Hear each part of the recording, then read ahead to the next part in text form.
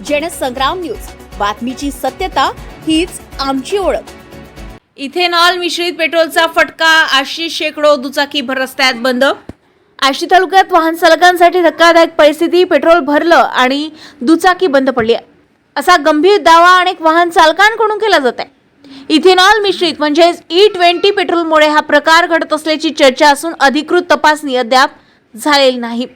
शनिवारी 18 जुलै रोजी तालुक्यात तब्बल 100हून अधिक दुचाकी नादुरुस्त झाल्याचा प्राथमिक अंदाज व्यक्त करण्यात येत आहे। अनेकांना भर रस्त्यात वाहने ढकलत गॅरेजपर्यंत न्यावी लागली आहे।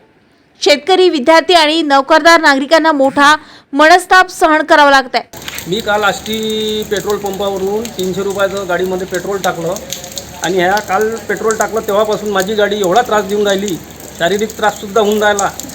गाडी बंद पडून राहिली, 5-5 मिनिटांना गाडी बंद पडून राहिली आणि झटके देऊन राहिली। आष्टीतील गॅरेजमध्ये वाहनांच्या रांगा लागल्या आहेत। वाहन मेकॅनिक प्रथमेश डहाके आणि गजानन डहाके यांचा दावा आहे की गेल्या 3 ते 4 महिन्यापासून दररोज 30 ते 40 दुचाकी दुरुस्तीसाठी येत आहे। काही वाहनांच्या पेट्रोल टाकीत संशयास्पद पदार्थ आणि कार्बोरेटरमध्ये पाणी आढळल्याचा त्यांचा दावा आहे। खडकीतील सचिन नागपुरे यांचाही आरोप गंभीर आहे। 17 जुलै रोजी भारत पेट्रोल पंपावर 8 लिटर पेट्रोल भरल्यानंतर त्यांच्या दुचाकीने त्रास देण्यास सुरुवात झाल्याचा दावा त्यांनी केलाय। मात्र याबाबत नेमके कारण इथेनॉल मिश्रित पेट्रोल आहे, इंधनाची गुणवत्ता आहे की वाहनांमधील तांत्रिक बिघाड, हे तपासणीनंतरच स्पष्ट होणार आहे।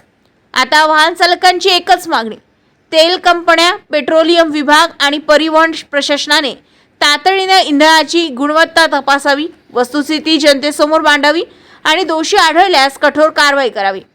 अन्यथा वाहन चालकांचा संताप आणखी तीव्र होण्याची शक्यता नाकारता येत नाही। नरेश भार्गव, जनसंग्राम न्यूज, आष्टी।